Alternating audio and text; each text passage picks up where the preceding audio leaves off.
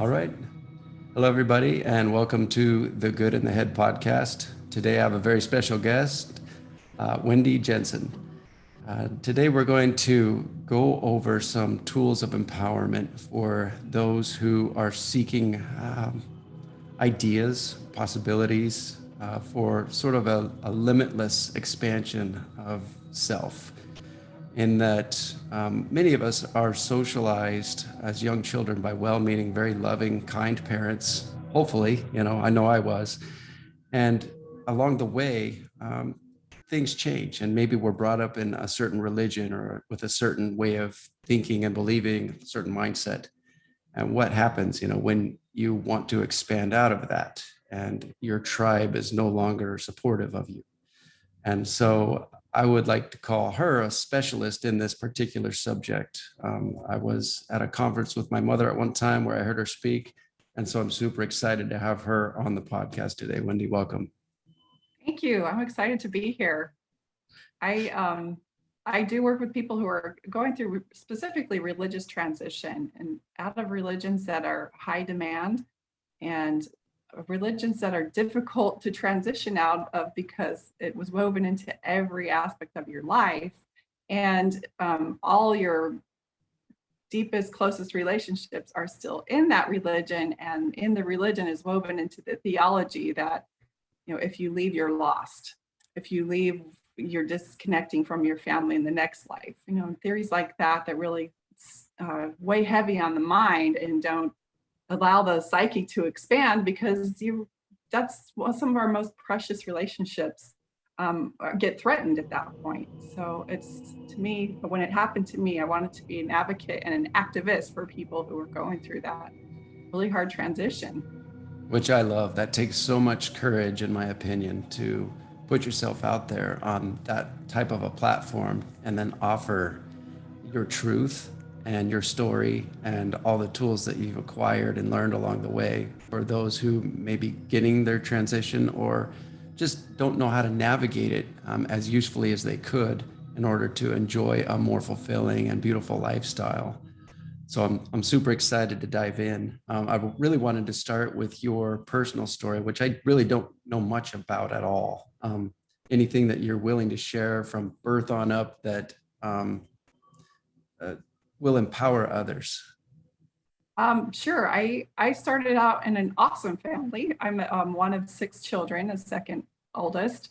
And my parents were amazing, very dedicated to us, very dedicated to the religion. And I was raised having all of the rituals and all of the milestones, and was very an obedient child. I was very focused on pleasing the people in my environment, specifically my parents and my leaders, and the people that I wanted their approval. So I was very obedient. And when I had my first child, I got married at 18, which is very young, but very common in our religion. And so at 18, I then got pregnant. By the time I was 20, I had my first child. And as I was having that intimate moment where I was nursing her, and it just seems like it's like this cosmic connection with her, and I had so much love for her. At that moment, there was also a really hard experience happening to me where the indoctrination downloaded on me. And the message that I got from the religion is if I misstep, or if I, as a mother, mislead my children, I will be responsible for never seeing them again in the next life. And that's a heavy burden for a 20-year-old mind that's been, heavily indoctrinated. I felt tremendous responsibility to get really particular and really specific about living my religion the best that I can, because the thought of losing my children in the next life was just terrifying for me. And so that's when I dug my heels in, and I claim I became a mama with her hair on fire with the gospel. And that's another term for saying I became very toxic, or the religion became the most important thing in my life. And after having 5 children and trying to keep them all in line, and I was using every tactic I could to keep them believing in the religion so that I wouldn't lose them. But in the meantime, I was very toxic. I didn't have other tools to create intimacy in relationships or vulnerability within myself. I needed to appear perfect so that those around me would understand I qualify. I qualify for these blessings, and I qualify for my family to get together in the next life. When my relationship and my marriage began to deteriorate because of not just because of what I was doing, but because both of us were not really, we weren't trained, didn't have any skills, relational skills or emotional skills.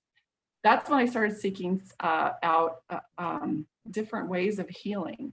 And I learned about the mind, which is what I understand in your goal with your podcast is understanding mindset and how powerful the mind is. And I started to recognize really toxic dialogue I was having with myself that was continually telling me that I wasn't good enough and that I'll never measure up, and that my whole focus needed to be on being worthy in order to feel the love of God. And so I wasn't feeling the love of God. So I was on this rat wheel, just trying to qualify to feel that love that I was promised was there, and just never feeling it, and always feeling empty, and just feeling so conflicted and really disconnected from knowing myself. I knew the religion. I knew what was expected. I knew the God that the religion introduced me to, but I didn't know myself. I didn't love myself. And I didn't realize, I wasn't conscious that was a problem. Is that something you can relate with? 100%. I was raised in the same religion, and up until actually very recently, had some of the same issues where I didn't feel like I measured up, like I was inadequate, I'm not enough. I had all these programs running in my mind as well, probably caused by personal misperceptions of what well-intended members of a society and a church and my own parents were trying to teach me, but with my young mind and my lack of perspective and just my young age. I mean, I programmed myself very quickly at a young age to please others, to never question authority, and to just move through life like that, very crushed. It was not very soul freeing or fulfilling in any way. And so I relate to everything you're talking about. And to be clear, this is your story, and we have very similar stories. And I don't think it just is about Mormonism or Catholicism or, Hindu or Muslim. I think that people of all religions in all societies probably go through some very similar things. And that's why I was so excited to have you on the show, because I know that the tools that you've acquired, the characteristics that you've been building, and all of these things have amassed into this momentous and grand opportunity for you to empower others to help themselves to remember who they are truly within, and to start healing and loving themselves. And once we love ourselves more, we can then give others that same gift. And I think that's beautiful. It's until we love ourselves, then the love that we give out is not really that genuine. It's love that's modeled for us, but it's not coming from that genuine place because we're really unfamiliar with our genuine place, that original place. What was it that really gave you the courage? What was a turning point or the straw that broke the camel's back, that really gave you the desire to learn new things, to think differently, to be a different human, and to expand into who you are today? Well, interesting that you asked, because I started on this path of self-help. I ran into a book that suggested rapid eye technology. A lot of people don't know what rapid eye technology is, but the thing that is similar is EMDR. And people are familiar with EMDR as a trauma release processing. For those of us who have never heard of these things, could you briefly explain both of them and what the differences are? So rapid eye and EMDR are very similar, and then they have your eyes track back and forth, and it's accessing different parts of your brain, your memories, your feelings, your emotions that happen at certain times in your life, where you can bring up a story and reframe it because you're in different mind states. And they use, EMDR uses flashing lights. Well, rapid eye will use a tracer, like your eyes will trace it back and forth while you're accessing different parts of your brain while processing. So you can process your emotions, reframe childhood memories that you reframed in a toxic way because you were only 3 or 4 or 5. And so it's an awesome tool to be able to access the psyche in a way that we don't usually have access to in our cognitive world, in our conscious world. And so I decided to go have a session of that. And the woman in there asked me a very powerful question. After I told her my story about how my husband wasn't measuring up and how I'm trying my best and I'm just going and I do this and this and this and still things aren't working. And I imagine she's listening to me going, oh gosh, I know exactly what's going on with you. Because now that I'm a facilitator, I see it really quickly in other people. But Isn't it interesting? Sorry to interrupt. Cool? Well, there's a quote, I think by Ralph Waldo Emerson. He says, the way that we view others and the world in general is actually a confession of character. It's who we are projecting onto others. So for you to say those things about your husband, then probably told her, hey, that's how you're actually feeling about yourself. Yeah, I didn't realize I was being an open book and revealing all of my things that I've been trying to hide my whole life. Been there, done that. Yeah, it's fairly quite, it's like you're just fleshy and open and not realizing that you're exposing yourself to people who understand that concept. And she asked me a very powerful question. She said, Wendi, do you ever feel like you're superior? And I did not want to hear that, but I was paying a lot of money at that moment. And I was so just desperate for answers that I let it penetrate into my psyche. And I asked myself the question in order to get an honest answer. And what came up out of my mind, my higher self just told me, yeah, you pretty much think you're better than everybody else. And you pretty much think you're the smartest and the prettiest and the most obedient and the most righteous and the most dedicated and the most, that came out of me. And I went, oh, I didn't want to know that about myself, but that was what I was creating. And so I told her that and I blabbed it out very vulnerably because she had created safe space for me to do that. And what happened then is she looked at me with such love in her eyes and she said, I'm going to tell you something about superiority. Superiority is a higher, complex form of inferiority. Wow. And when I let that rest and settle in on me, I said, yeah, I pretty much don't feel like I measure up. I don't feel like I'm ever going to be good enough. And so I put up this front that I've got it all figured out. But deep inside, I feel so disconnected and so just like I'm betraying myself over and over and over again. Oh my and goodness. that's the fleshy stuff she could start working with because she knew I had created this wall around my real self to try and create a false self so that other people would see that I was good enough. I'm curious, at this time, were you an active member of the church? And then was this counselor someone you sought out who was also a member of the church, or were they not a member? She was a very nuanced member. I don't think she's active now.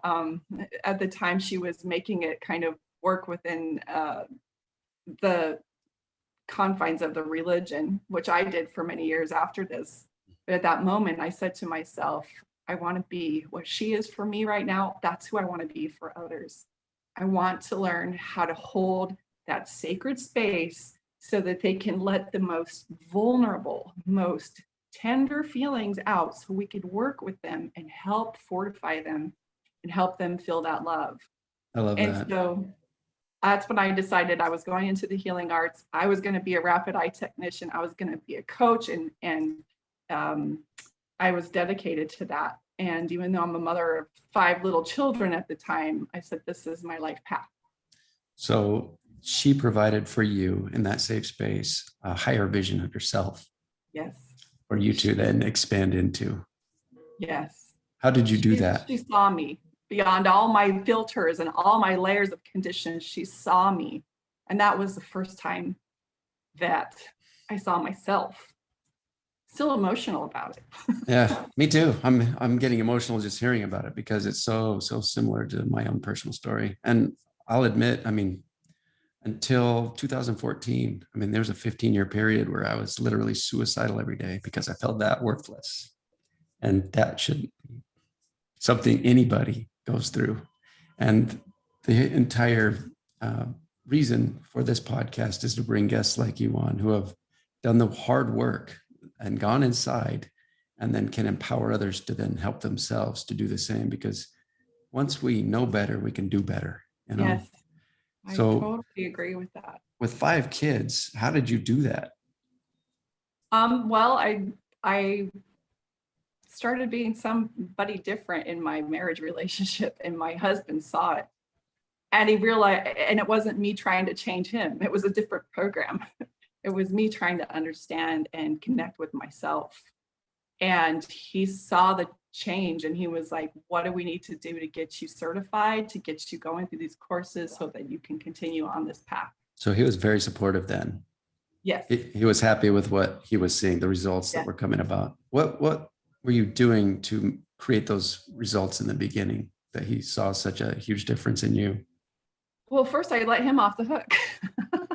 That's massive. Yeah, I'm like, nobody needs to be, because I was so hungry for praise, I understood now that I'm the one whose approval I was seeking.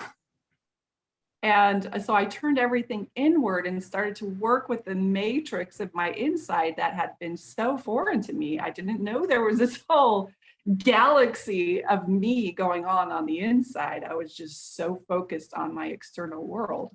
And you were stuck in a room almost internally because of, like how you put it, the confines of a structured religious societal programming from birth, you know, and then to have a limitless expansion in this universe available to you. Wow. Yeah. And that was just the one step. For a good 12, 13 years, I continued in the religion and tried to make it and expand and grow within that religion. And I did pretty good and I helped other people until I started to write a book. And we talked about this. This is my book, The Healing Questions Guide. Maybe we'll have a podcast later about it, or that's a whole story in itself. But basically, it's understanding the things in the body and asking yourself those powerful questions. Like she asked me that day, do you ever feel superior? Asking yourself these penetrating questions to help you start to understand yourself and understand how your body is reacting to these toxic messages that you're sending yourself. And it was a 3-year project.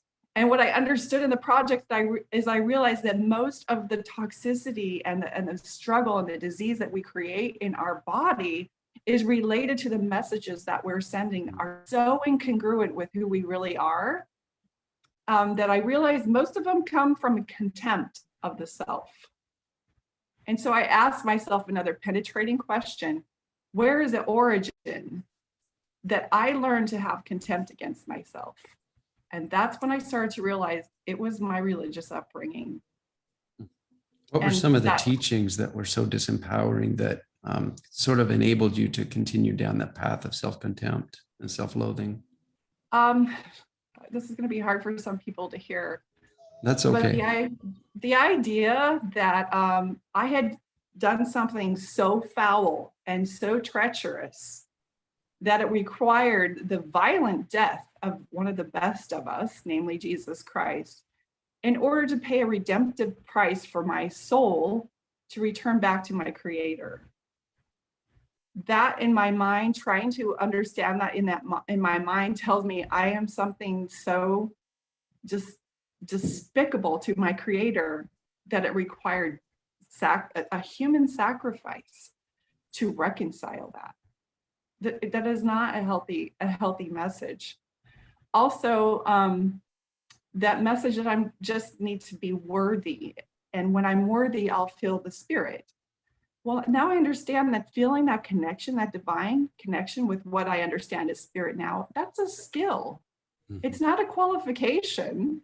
It's not you have to do this, and this to be connected. But that was the rat wheel that I'm on, is I wanted that connection. I had it accidentally and, by osmosis at times. I'm like, there it is, there it is. How did I get it? How do I And keep it? yeah, how do I hold on to this? And then it would just slip away because I thought in my mind, and my mind was conditioned this way to always see the church as the solution. Mm-hmm. Yeah. Never to see the church as the problem. Yeah. Same here. Absolutely. Yeah. I think everyone has taught that same thing, no matter what religion. Yeah. And so when I started to challenge the church, I already had a very heavy shelf that had to do with polygamy, that had to do with sexism, that had to do with racism, that had to do with, stories of the history that weren't computing in my mind, but I kept justifying. But at that moment where I realized the first message that I received that developed contempt about for myself, that can't be good. That can't be what God wants me to feel. That's when my whole shelf just collapsed. And then I was willing to challenge my church and the doctrines that I had been given. And then what happened at that point, as I was also because I'm so fascinated with the mind, I also started to study cult mind control. That's when I started to understand how organizations will program you to harvest resources. And the more I studied it just got more clear to me what had happened to me growing up, and that I was raised by parents who also had the same fears that I had. And so it was not a misunderstanding of the doctrines. It actually was woven into the doctrine because it was the same message other people were getting over and over and over again. And so it wasn't a misinterpretation. It was actually, the message was systemic. So that's hard for people to hear who are actually feeling like they're thriving in the religion. Yeah, it is. It really is. You get a lot of pushback from a lot of people, and that's fine. I think it's really important for us to disagree. And it's also far more important not to be unkind about it, or, not have compassion. So in any of my friends or family who may be watching this, who are stalwart members of the church, who are really into it, that's great. And if it works for you, that's perfect. I wish you all the happiness and love always, and keep doing what you're doing if it works. Some people, it doesn't work for them anymore, and that's okay too. And to be able to have compassion on both sides for everyone and everything, I think is such a huge step. And it's difficult for a lot of people to do because we want to use coercion and manipulation, intimidation, fear in order to control people we love into doing things that we know, for a fact, beyond a shadow of a doubt, that will be good for them. When in reality, we don't know what's good for them. We only know what's good for us. And it's a personal journey for everyone. I completely agree with you. The struggle that I had with the doctrines that I was raised in is that there is no other path. This is the one and only true path. And we're the only ones with the authority to get you to where you want to be. And anybody who leaves this path is either lost or deceived. Why would you not feel superior believing that your whole life? Exactly. Those doctrines cause a mind to develop an elitist mindset to where they actually think that they are chosen and better than the secular population, that they're the chosen ones, and that they're but it's conflictual, because you're feeling I'm never good enough, and you're feeling I am the chosen one at the same time, and you cannot reconcile the two in your mind. It creates just scrambles. Wow. It's You're scrambles. seriously unpacking a lifetime of confusion for me right now. I've never heard it put in that way, and it's very useful information for me to review. Wow. So it's very exclusive, I found out later. If you don't do exactly as you were raised to do, then you're not only excluded, but you're ostracized, even kicked out of the church, out of the family construct, and eventually are left seemingly alone to vibe your own way and then find your own tribe and recreate a whole new family. And I'm Yes. big time believer that family is created by loyalty. A relation is simply created through blood. So I'm related to people, love them, super close to them, Yes. always will be, I'm sure. But there are others who I consider family who aren't of blood relation. Yeah. I would say that too, especially before I go on, I wanted to talk about that obedience was key. We're taught that obedience is the first law of heaven, and obedience will help us experience protection and power, position, and obedience is the secret sauce for your success. And how we feel the spirit. I have that Yes, feeling. yes. And I think that when the transition happens is when I traded in this idea for obedience for truth. Hmm. And obedience was high on my hierarchy of values. But because obedience wasn't getting me what I wanted and what I was promised, I just wanted to know the truth. I really just wanted to know what this conflict inside of me was going on. And so I wanted to know the truth more than I wanted to obey. And when when that changes on your hierarchy of values and you're willing to challenge your belief system and you're willing to ask penetrating questions and be honest with it, it starts to unravel. And when your whole life is woven, the fabric of your life is woven with threads of indoctrination, when you yank on that thread, it's like a tapestry and it starts to unravel and unravel and unravel until you start to believe, well, who am I without my religion? It's terrifying. Who am I without my religion is a very good sign that you're too attached to your religion. Hmm. Because you are beautiful, gorgeous, intelligent, bright, infinite you without your religion. But the religion told me who I was, what was expected, who God was. When I pulled that string, I thought nothing was going to be left.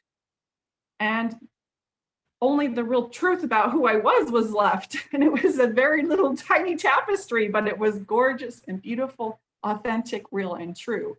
And that's where I could start a new foundation for myself.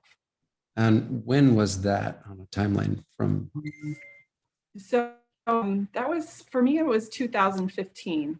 So Okay. it's been like 6 years for me. Wow. And yeah, at that time, fortunately for me, my husband at the time also, his challenge came in a whole different vein, different conduit of relevance for him. But we both challenged the church and we both started to deconstruct at the same time. Unfortunately for us, that was also the only thing we had in common is this religious wound, and we had something to talk about and relate about. But when that healed, we looked at each other and we're going, are we really compatible to spend second life together? By this time, my baby she was graduating from high school. Oh, wow. That was your youngest. Yeah. And so you had the time and energy and wherewithal and the wisdom and experience to then really deconstruct it and be adult enough to come up with an adult solution. Yeah. And to look at my spouse, not thinking that we're going to just destroy our entire family if we decide that we're really not compatible, if we're honest with ourselves and say we're really not compatible. And we had a beautiful, what I call a conscious uncoupling. And we consciously and carefully and very lovingly said, what we needed to learn from each other has cycled around enough, and we completed it and we won. 30 years of marriage, we did not fail. We raised 5 gorgeous children, and now we're ready to move on. And we get to make the logic choice. Are you the one I want to spend second life with? And we both decided we wanted to go search for love for ourselves, for a real connection. And so we are good friends. We co-parent our grandchildren. We show up to, go trick-or-treating with our grandkids together. It was a very healthy uncoupling for us. That is awesome. I love hearing that. For many of us, there isn't such thing as an unhealthy coupling. And then we, as individuals, have to experience things like loneliness and further ideas and beliefs of self-loathing and inadequacy and brokenness. And some of us feel shattered. What would you say to people that are feeling hopeless and just so alone right now? That is the universe, your soul, your higher self calling you inward and saying, come see me, come learn about me, come know who you really are. And the one that we are really yearning for is ourself.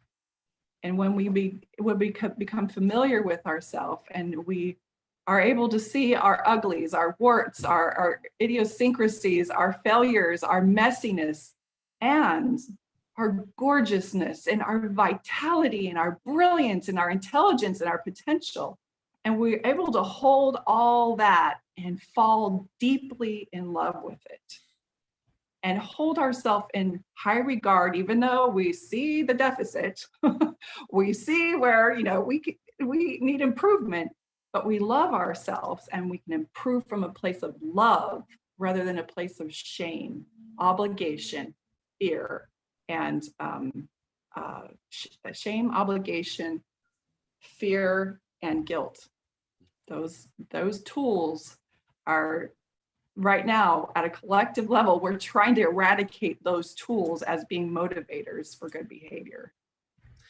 There's a belief that I recently adopted through some Ram Dass content that I was listening to, and along with probably hundreds of other podcasts and a few hundred books. I mean, I finally compiled this one belief that's most empowering for me at this moment in my life. And basically it's like, you ask the question, how do I self-identify?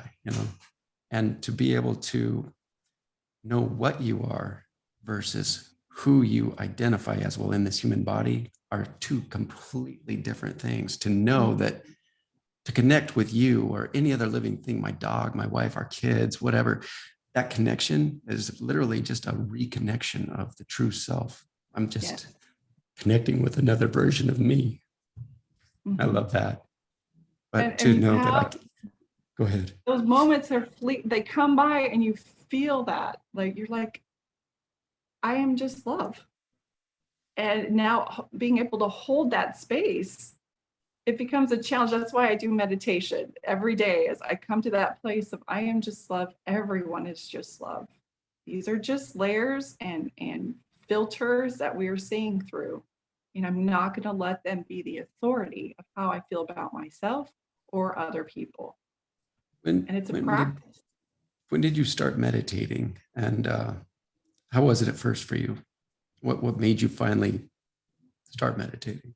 Well, learning about how re-anchoring the mind and being able to clear the mind and be able to observe the thoughts that are going through the mind and to challenge them so they're not going unsupervised anymore, creating havoc. And I think I learned that partly as becoming a rapid eye technician, but as I can just continue, that's a good question. I don't remember the exact moment where I decided meditation is going to be an awesome tool. And I'll be honest, I'm not as religious about meditation as I was about my religion. Yeah, and that's okay, right? Right. But I learned how it works for me. And that's where a lot of people get confused about meditation, is they think that there's only one true way to meditate. And we're so indoctrinated to think right, wrong, good, bad, light, dark. Yes. So yeah, that makes sense. So now I do it through guided meditation. I do it through, I'll do it through earthing. I'll do it through dance. I'll do it through just whatever my body is feeling. And I'll feel when I'm so scrambled and worried about everything, I know, ooh, so when's the last time you meditated? And sure enough, as I chase that cat down the road, I see, okay, yeah, that's when all this worry started to settle in again. That's awesome. I actually work now with my wife at Boeing at the plant here in Mesa. I've been there about 4 years. And when I finally got comfortable with the job, like 3-4 months in, I was able to start listening to content 40 hours a week at the very least, right? So this content since I began the personal development journey for me personally in 2014, to have that opportunity to listen to 8 to 10 hours of content a day at work and at home too, if I wanted to, I became very decisive about what I allowed into my mind. I was like, okay, this is what I want to expand into, the who, as I experience the what I am at all times as love. And so listening to hundreds and thousands of hours of brilliant, empowering people changed me massively as the human that I am developing into. But then to reground and recenter on a daily basis through meditation, that has been by far the most useful tool. And honestly, I fought it for 2 years. My mom was begging me, you got to start meditating. And I was too confused. There's hundreds of ways to do it. And I'm very black and white thinking still, Mom. And I got to do it the right way, Yeah. And I heard a podcast with Tom Bilyeu on impact theory. And I watch a lot of YouTube. I listen to it at work. And he had a guest on there named Emily Fletcher. And she wrote a book called Stress Less, Accomplish More. And it was all about meditation. And at the end, it gives you a 15-minute practice to get started. And I was like, I got 15 minutes. Life altering forever. Different trajectories are now available that weren't before. Yes. And that's the way that works for you. And the way that works for us shouldn't be a challenge. It should be something we crave. Like, I cannot wait to get to my meditation today. And it becomes a priority, because that's when you found your way. Yeah. When it keeps being a challenge and you keep putting it off and you make excuses and you procrastinate your meditation, that's just an indicator that you haven't found your way to access that meditative state yet. Well said. I'd like to look at you as an empowerment coach, right? I was listening to Ram Dass and he said, look, I used to be a helper and that put me above the people I was helping. Yes. Now I like to empower people to help themselves. Yes. And so was there a period when you're transitioning into where you're at now that you still liked to feed the ego and see yourself as better than, or just to self-validate in that way in order to be a helper? Or did you just transition right into like, hey, we're all the same, let's empower one another? What was your journey like at that point? Well, there was a time, and it was really with this book, the reason I created it is because I was finding a lot of my clients were becoming dependent on me.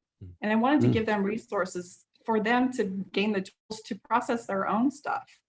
And so teaching them how to ask the relevant questions and how to go deep down inside, that to me felt like I was empowering them. So I don't know, how I guess that was helping them. So I'm still a helper. I just like to share, like you, I like to share tools that will help people, but I don't see myself as superior over that anymore, because I can see who I am.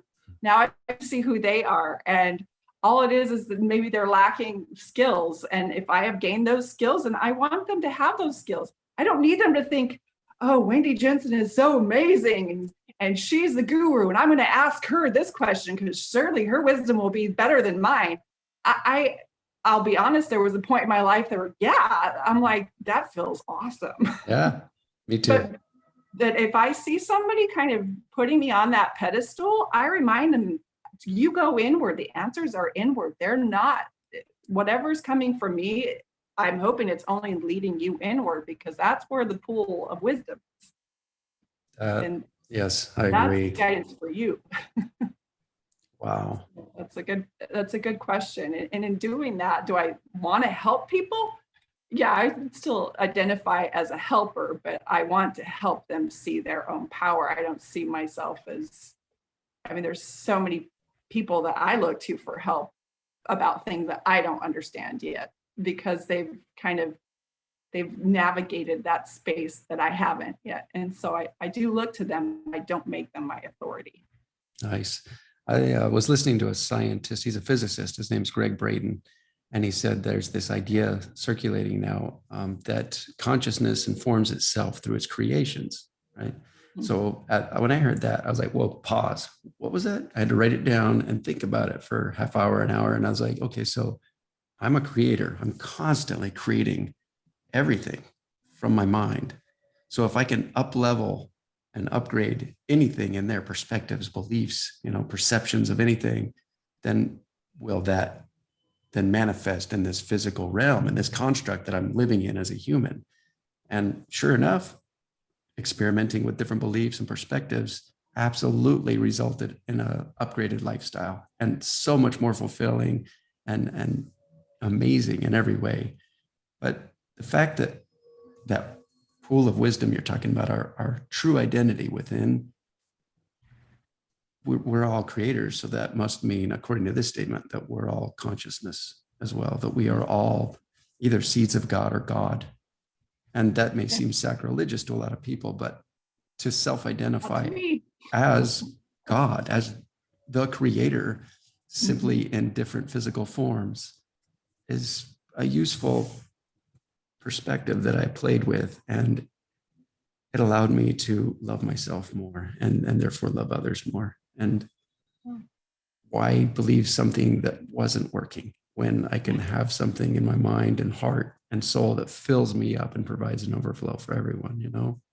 Yep. And when you find that vein of wisdom and you start following those patterns and you see those patterns, why would you go back to the old way that was having you spin in cycles and scrambling your mind?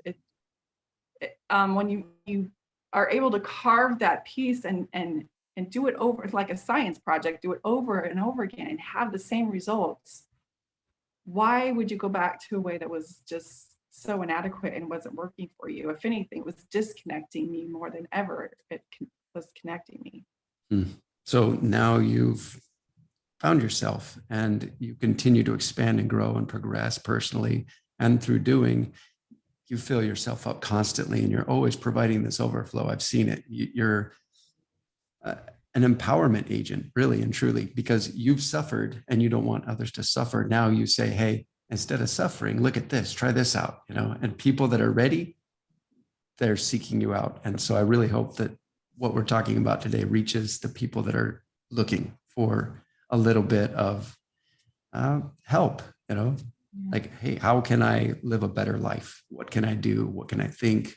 How can I be different? You know, what skills and attributes and characteristics can I acquire? Is there now, where you're at in your life, a certain set of practices or habits that empower you the most to live your best life right now?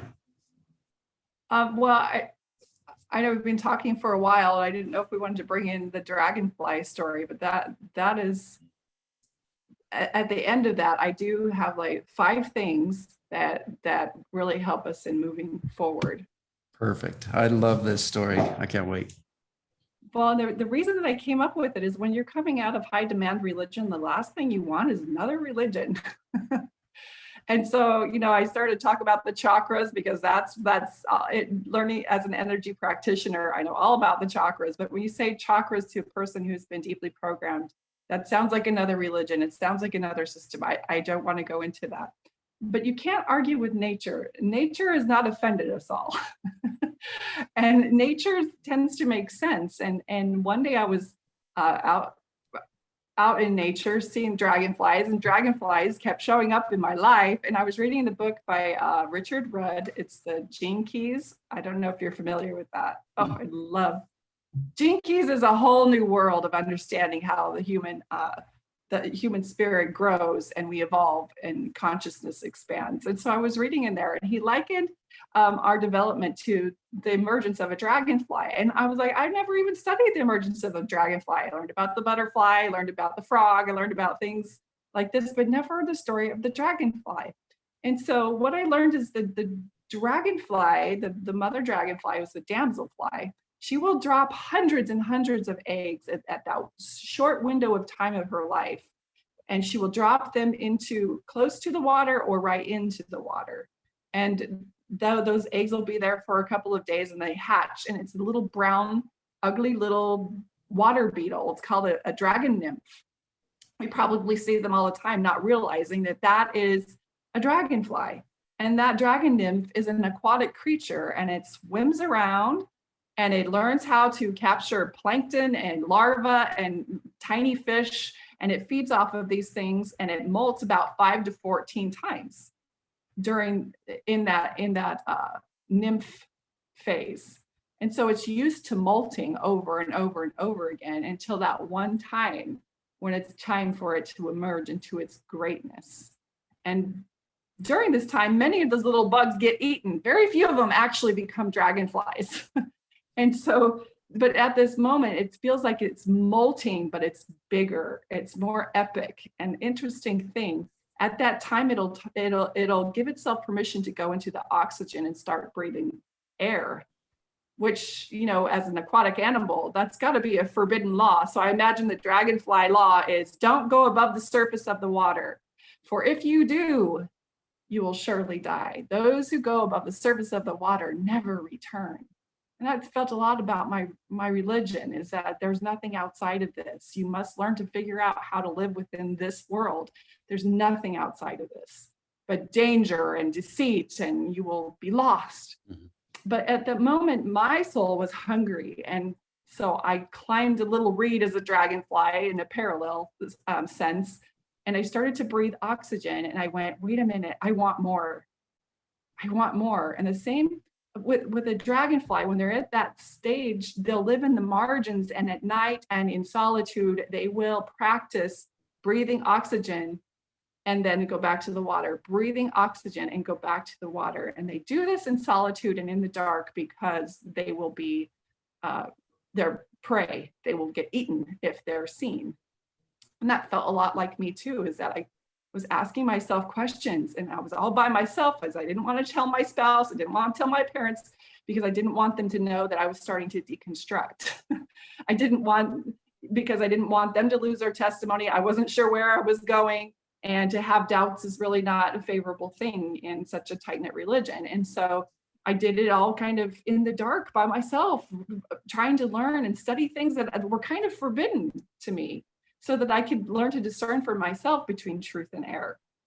So at that time, the dragonfly, I imagine that it is so full of itself, the intense body that's ready to emerge has got to be so uncomfortable, because once it decides that I want oxygen, I want to be a land creature, I'm starting to recognize I actually am a land creature.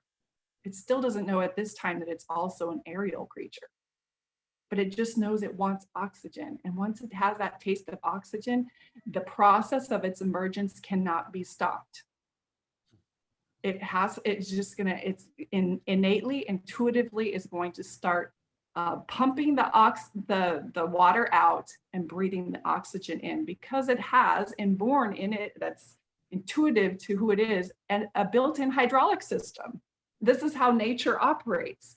And it pumps the water out and brings the oxygen in, pumps the water out, brings the oxygen in, and then something freaking amazing. If you ever look on a documentary about dragonflies, their actual head splits open and a whole entire different body begins to emerge. A giant thorax, 3 times the size of its little nymph body, has been rolled up tightly within there. And as it pumps the oxygen in, it starts to unfold. I imagine kind of like a sleeping bag when you just unfold in the side of the tent. And you begin to, as it begins to pump that oxygen in, it also realizes it has wings, and the oxygen, the water comes out of the wings, and the water comes out of the wings, and the oxygen is pumped in, and you have these 4 gorgeous wings. The fabric of those, it's just, to me, I think it's so fascinating. But the fabric of those wings is what we have never been able to duplicate. It is a most interesting fabric, and interesting with each of the wings, there are no 2 dragonfly wings alike. It's very unique. And with a butterfly that flaps simultaneously like this, dragonfly is different. It has 4 wings that operate independently of each other. And this gives it the maneuverability of a predator that has lived over 300 million years old. We have 300 million year old fossils of dragonflies. And it makes it such an intense predator that it can dart and hover and glide and pivot and do all these awesome flight patterns that no other creature can. But at that time, the dragonfly, because it's only following nature, does not look down at the water and shake its little dragonfly fist and say, "Damn you, water, look what you did to me." It just goes with the process and it doesn't resist it, right? Whereas as humans, we absolutely resist so much, and it builds up and manifests as physical illness, disease, pain. And we don't realize that what we experienced in the water was actually creating that resilience in us. It was perfect at that time. That's how I like to look at being raised up in the Mormon church. I don't think I would have wanted to have been raised up any other way by any other parents. I mean, the empowerment that came and the love that came through so many individuals within the church, just phenomenal. And I wanted that for my kids, but inevitably, I mean, they didn't want to have anything to do with that as they were growing up. And rather than fight them, we went out into nature and watched dragonflies at the river. Yes. And just this morning, I was there with a good friend. We saw a ton of dragonflies, and it made me think of your story all over again. And I noticed you're wearing a dragonfly necklace as a reminder. Always. That is so cool. What does that mean to you, that dragonfly? Well, it gives me permission to transition. And that's what the whole story just says. I'm meant to be something that I don't understand yet. That dragonfly, I don't know what it's thinking. I got wings. I'm an aquatic creature, but I'll suddenly have wings. And how do I use these wings? How do I function and operate in an entirely different world? For the first time, I'm seeing trees and I see the surface of the water instead of my view from underneath the water. And, my food is going to be different. And like you said, you're having podcasts. You no longer have restrictions on what you're going to listen to for spiritual nourishment. It used to be just this big quad of scriptures and the words of the prophets. And that's all that was a container of everything that was available to me for spiritual development. And now it just opened up and you're like, it's whole new food and I'm hungry. And so it's just that permission to say, I'm meant to grow, I'm meant to expand. And so when there are new concepts that come to me, that is how I discover truth now. I don't see truth as what I was told was true. I see truth as when I hear an idea and it's expansive and it's inclusive and it's exciting and it's curious and it allows me to grow and be more loving. That's what I'm saying. That feels true to me. And my belief system is no longer so rigid that I can't incorporate it.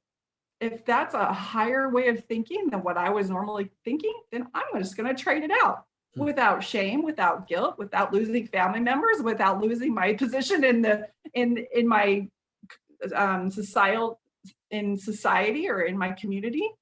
And so that's, to me, what the dragonfly represents: freedom and transition.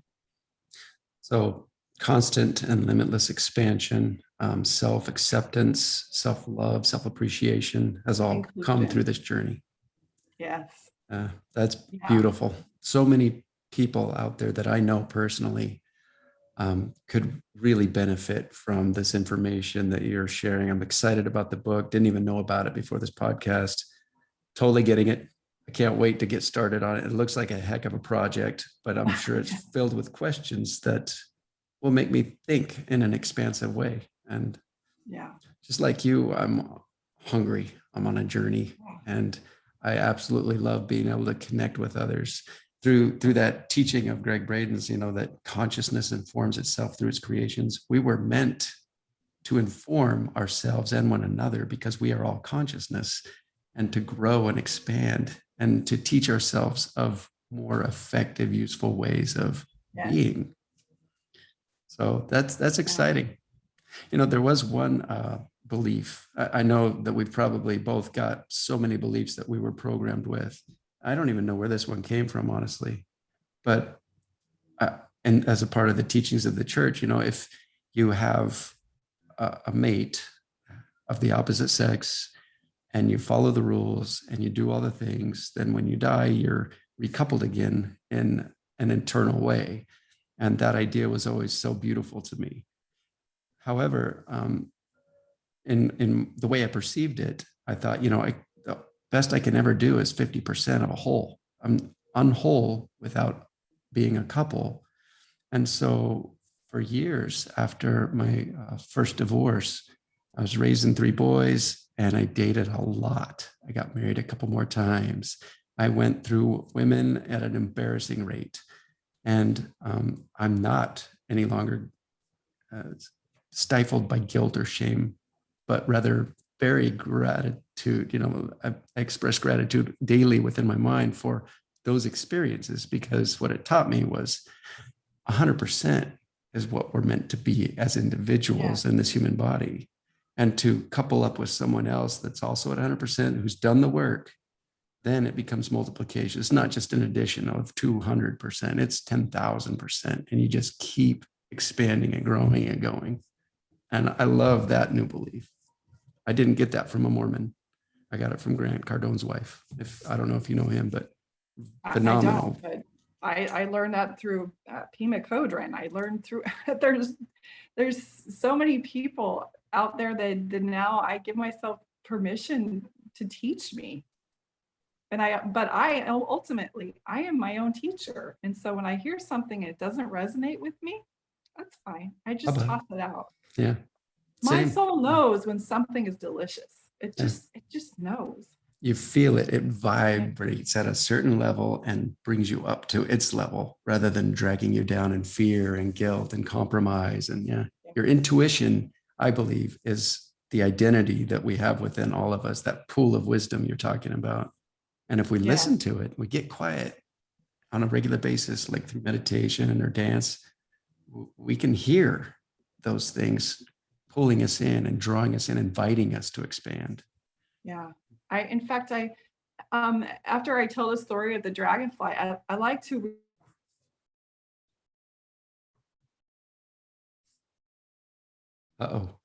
Something froze.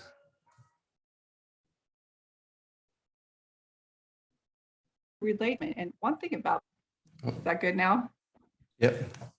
All I had was peace signs, which I liked, but can you start that over after the dragonfly story? So unconscious of it, I wouldn't know. About the anatomy of a dragonfly.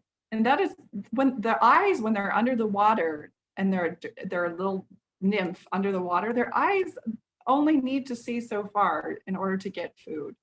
And it's dark. And so, but the interesting thing, when their body peels away, they have these new eyes that have 30,000 lenses and that can see 40 miles away. I can't even comprehend this. But their whole body, it can see behind it. Its vision is unparalleled to anything else. It's such a celestial being. And I liken that to, I could only see this much when I was in my first life. And now I can see other people's perspectives. I find value in the way that, in people who don't think like me. And I can see multiple ways of getting to certain goals. And so that's the same with us. I think about the thorax, to me, is represented, the main body is the intuition that you just talked about. That is key for us to reset that intuition. And a lot of times when our intuition was manipulated in the religion, we have to have a full hard reset. And being able to really balance that tuition and become really dependent on it means we have to become a trustworthy person. That if we want to trust our intuition, we have to become trustworthy and live in impeccable integrity within ourselves, telling ourselves the truth about hard things. That's not easy. No, that's a trick. But the more that we do that, the more clear our intuition gets, the more directed we become. The reason I was doing this is the wings. This represents my dragonfly wings. And so I have 4 things that help once you're anchored into that intuition, and that is your focus. What are you focused on? What you focus on expands. I know you've heard this, but the things that I focus on, they're going to get bigger in my world. If I'm having drama and chaos in my world, it's because I'm focusing on something that's creating drama and chaos. So I have to come back to my intuition, and I have to ask or invite myself into focus on something else that's more in harmony with my peace. So focus is number one. Number two is skill, learning to process your emotions and learning how to understand how you're feeling inside and being honest with yourself, being able to process past traumas. That's actually a skill. And there's many ways to learn that. Whenever you hear about somebody teaching emotional wellness, emotional maturity, emotional acuity, boundaries, all those things are skills to be able to help you realign. The third one is your habits, recognizing your habits and identifying what habits are not leading me to the outcome that I'm seeking. And whenever I'm in chaos, again, I chase that cat back and go, okay, I didn't meditate. I'm not exercising. I'm eating poorly. I'm not sleeping. And so I have to come back to get my habits in alignment with my focus and my goals. And the fourth one is support and community. And that's what you're creating here in your podcast, is getting together with like minds who can be on that same wavelength and communicate with each other and fortify each other and support each other, people who can see you for who you are, people who are not scrambling for power, position, and prominence, who are just saying, oh, I love that idea. And what else do you know? Wow, well, this is what I know. And we talk to each other as equals, as you mentioned before. That becomes so powerful. And I know when we leave our religious community, recreating community seems to be one of the hardest things for people to do.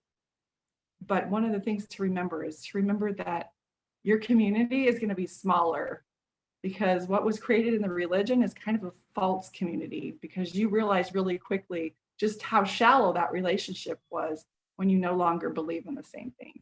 Mm-hmm. And you were abandoned by everyone. Yes. Yes. And so the four pillars then, focus, which I love, absolutely believe that now, that what we focus on expands. What we give our energy and attention to, it grows, no matter what it is.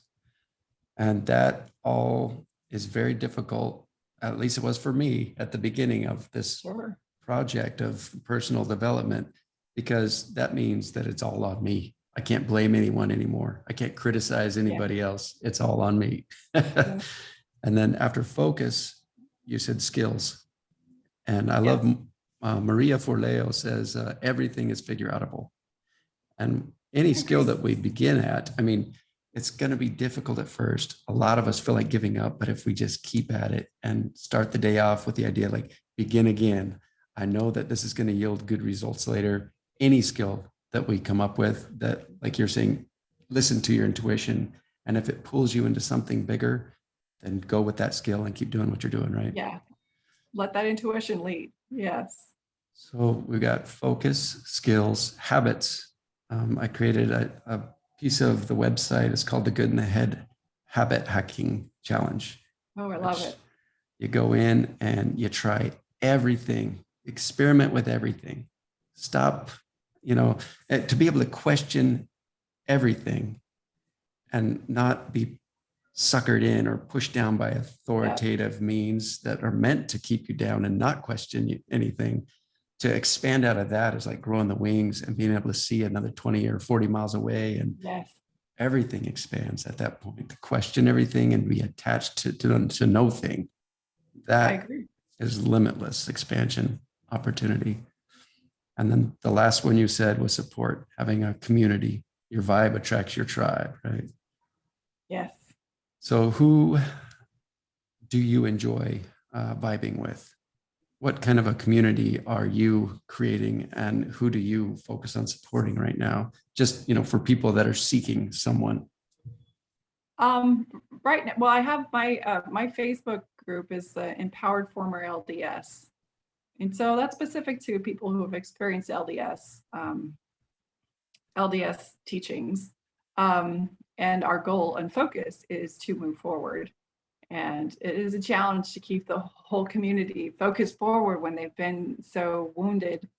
And we've all been wounded in the same house. And sometimes we tend to keep talking about the wound and have to redirect it into, where are we going now? That's what happened to us in the past. I just listen to anybody who sounds amazing. I love Richard Rudd. I love what he teaches about the gene keys and our genetic codes and our own development. I'm a big fan of everything you've said, like Ram Dass. I love Greg Braden. I love Joe Dispenza. He talks about how to fix that mind. I love everything Joe Dispenza.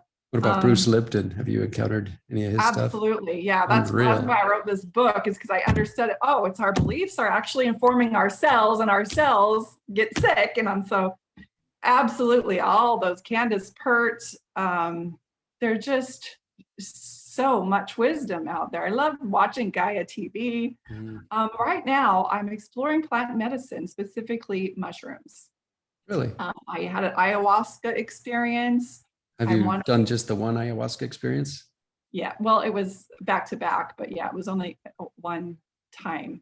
Nice. And just learning how plant medicine can help process trauma. So that's really fascinating to me. And, you know, all those are very, anything that just lights me up, I just start reading it. I read a book, Adult Children of Emotionally Immature Parents. That sounds like a good book. Wow. Yes. That sounds like me when I was parenting. Well, I realized I was raised by emotionally unavailable parents, not to any fault of their own. Nobody taught them how to be emotionally available. So doing the best they can with what they know how to do. Yeah.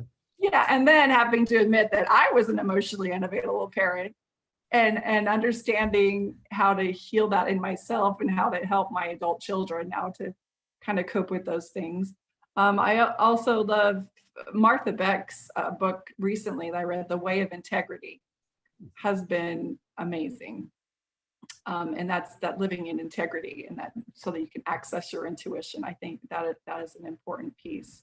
Yeah. But there's just so much out there that I love. We're so blessed to live in a time where ignorance is a choice.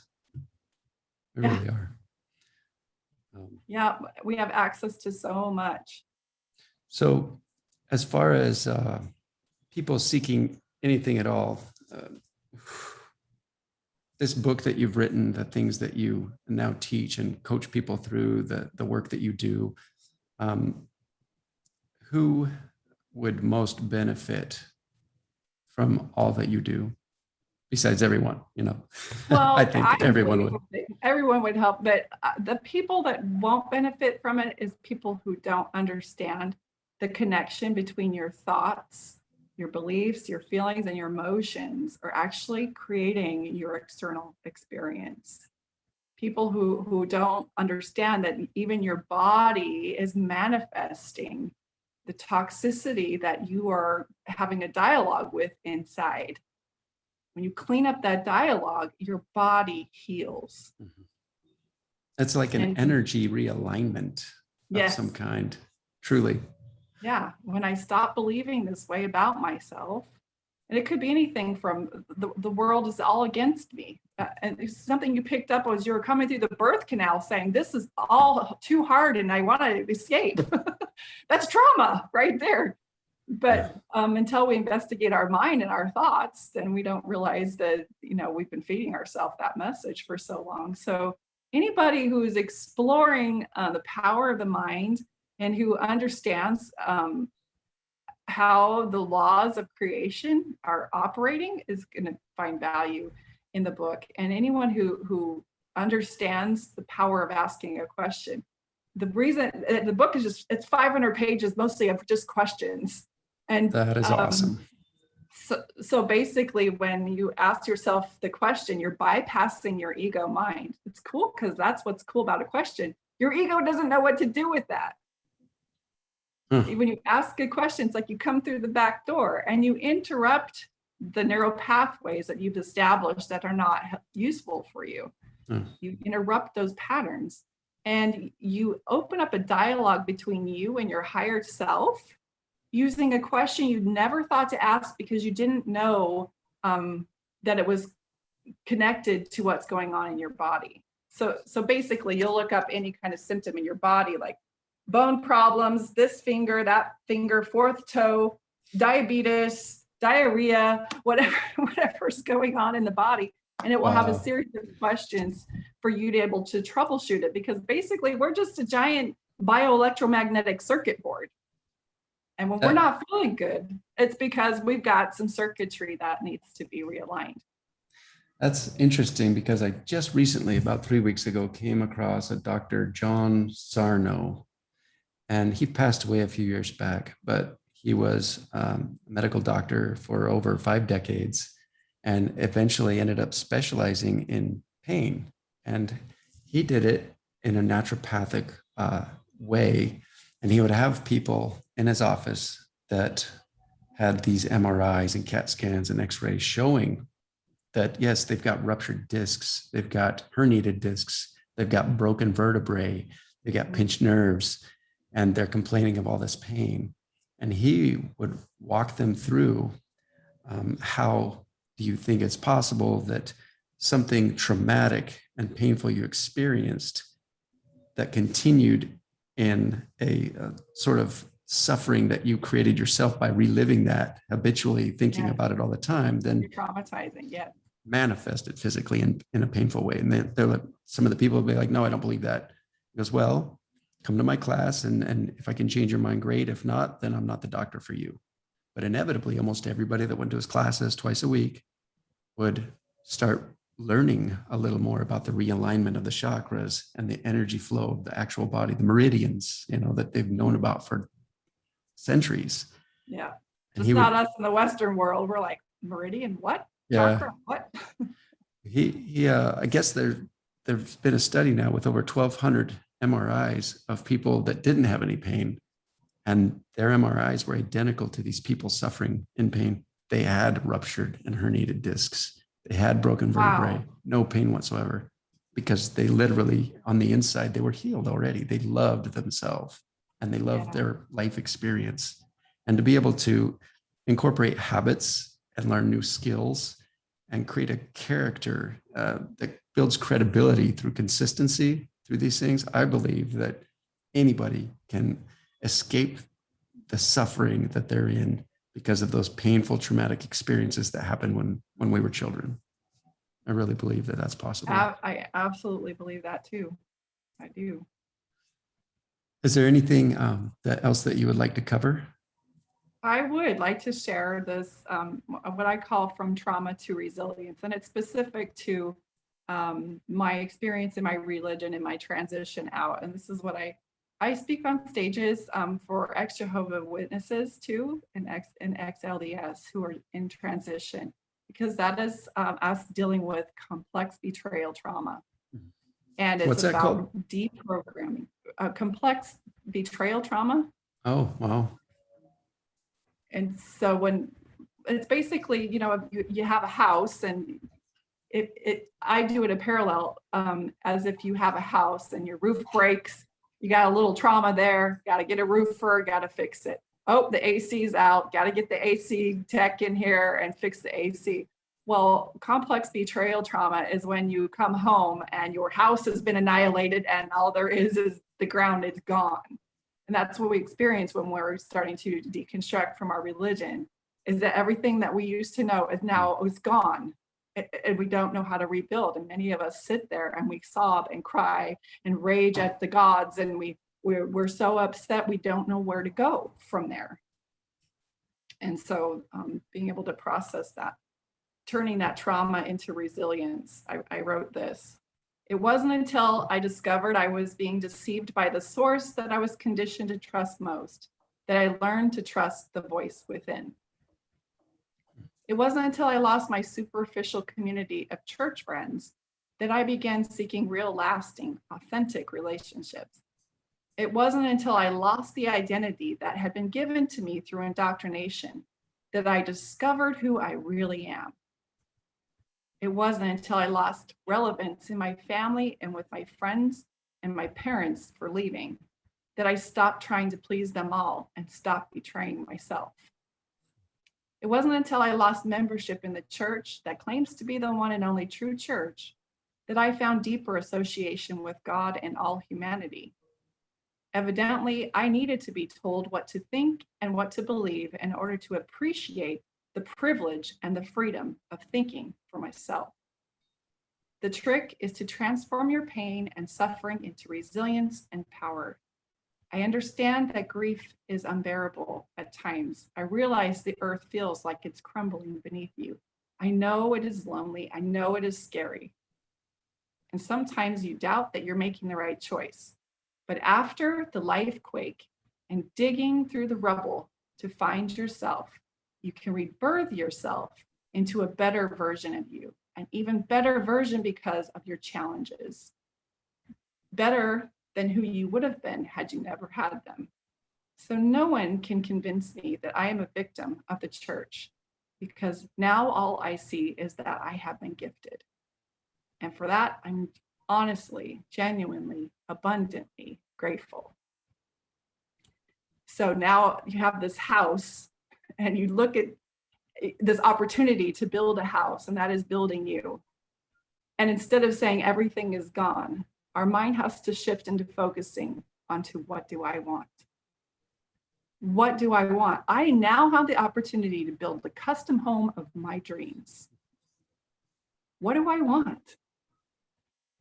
And when you focus on what it is you want and bringing that into and materializing that, what you left behind is never an issue anymore. Yeah. Interesting. So many of us get caught up in reviewing the past and reliving it and our thoughts and experiencing that pain all over again. And it's almost like a self-induced traumatization or suffering period. And it brings us down, and we know it does. How would you coach someone who is consistently talking about or reliving their past and then causing themselves more suffering rather than doing what you're saying, like focusing all your time and energy and focus and attention on building that mansion?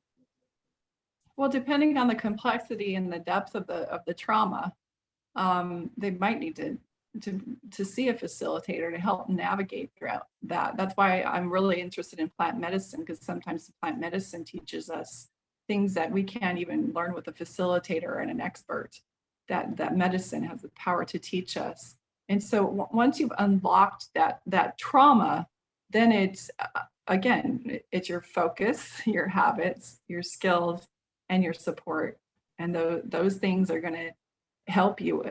If you feel like you're spinning and you're looping in that trauma, you can only interrupt it with what do I want? And ask your intuition, take me there, show me the way, and trust that it will. And then those things are going to be pulled into your realm, those people, those opportunities, that book, that message that you need to hear. When you're in that space of trusting your intuition is going to bring it to you, it will, and it will pull you out. Whether it's a program or a therapist or a coach or a book, whatever, your soul is going to know, because it will be so delicious and it's just what you needed. That's very well said. I don't know if you experienced this, but the first time I really opened up to the possibility of no longer living as a member of the Mormon Church. We actually lived in downtown Salt Lake at the time. Wow. We had just moved there. We had a little 1-year-old, Elton Perry. I remember he was in our ward, and a couple of the other church leaders that you always see on TV growing up. And I had always idolized them all, you know. Sure. And so we had a ward or a church group of mostly elderly people. And I remember every Sunday was so miserable. We'd get there and we'd feel so out of place. We were one of the only young couples there with a child, and they were all childless. And so any whimper or cry or scream from the baby would be met with dirty looks or stares or, you know, things like this. And I remember one Sunday we thought, we had a discussion, you know, like, instead of going to church, why don't we go down to Liberty Park and just play with him? And he never cried or whimpered once. We never felt the shame of, oh, we're not perfect because our child is making noise in church, and I have to walk them in the hallway for 3 hours. It was misery for us. And to go to the park and see this drum circle filled with hippies. And I mean, that was the beginning of a new life for us, really. And Yeah.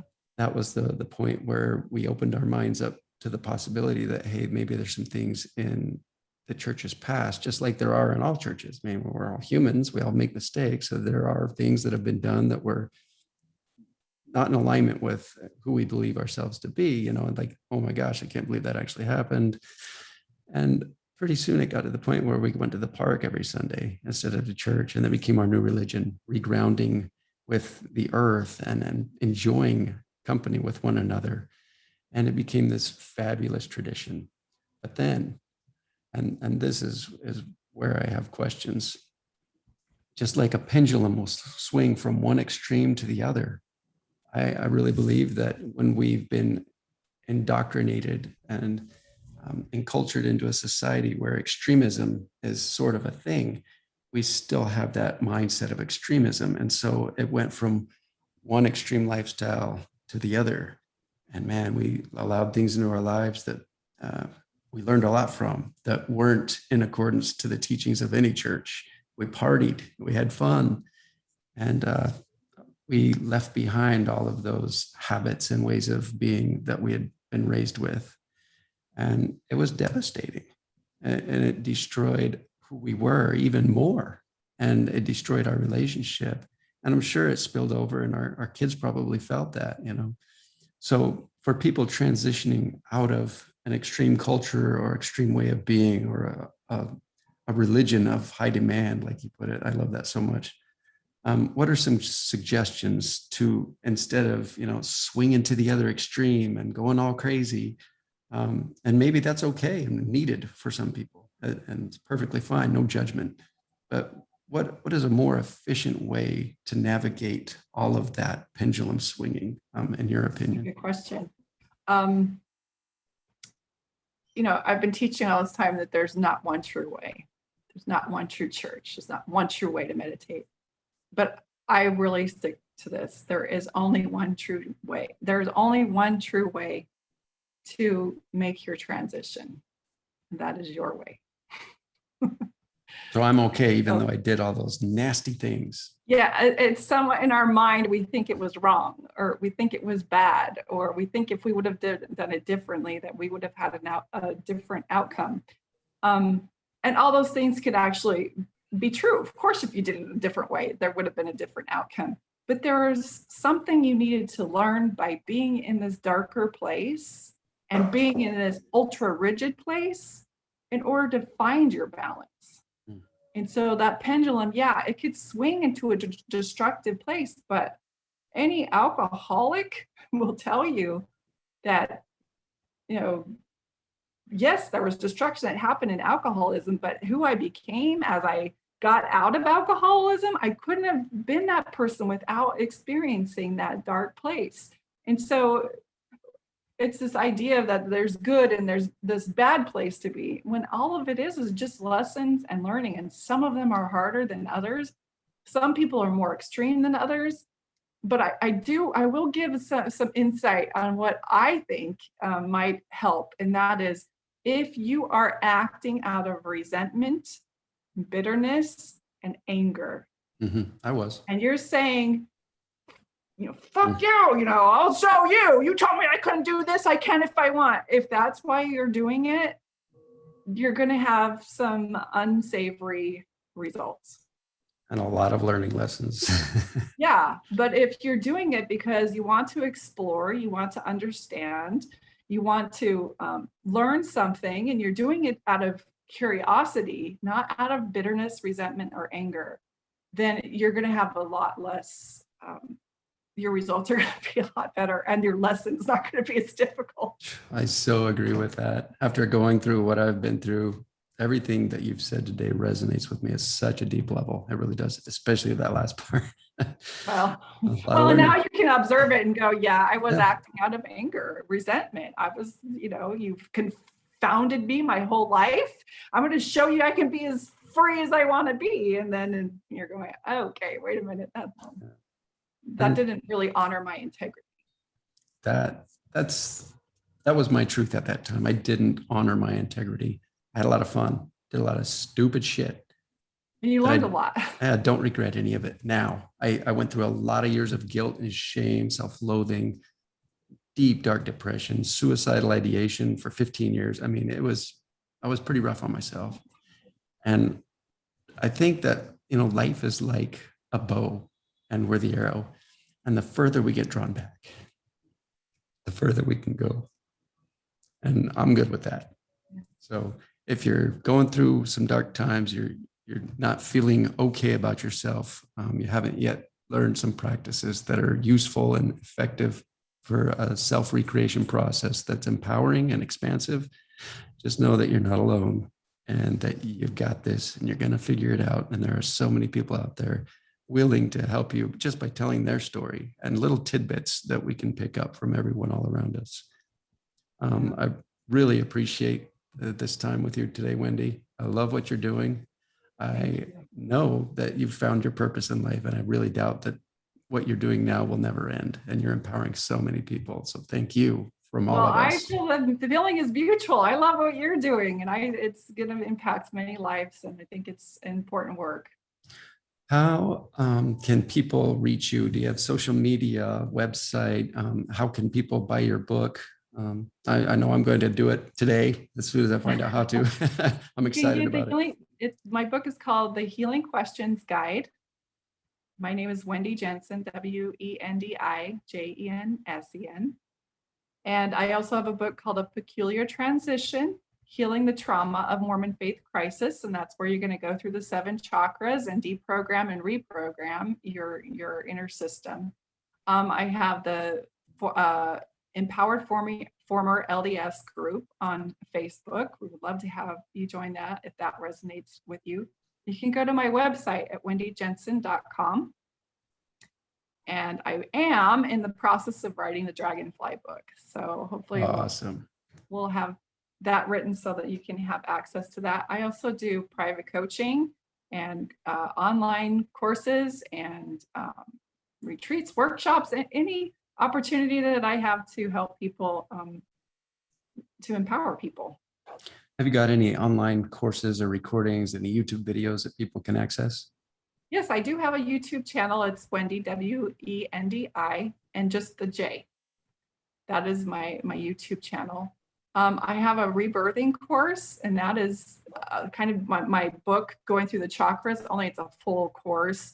So you've got like 52 videos, and you have support, group support, and coaching that goes along with that. That's the rebirthing school. I also have a deep programming course that's a little bit, that's not quite as complex as that one, that I do operate online. So. Fascinating.